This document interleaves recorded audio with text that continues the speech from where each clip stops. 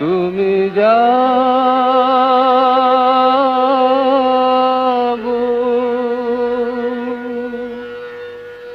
জাগো দুর্গা জাগো দশ প্রহরণ ধারিণী।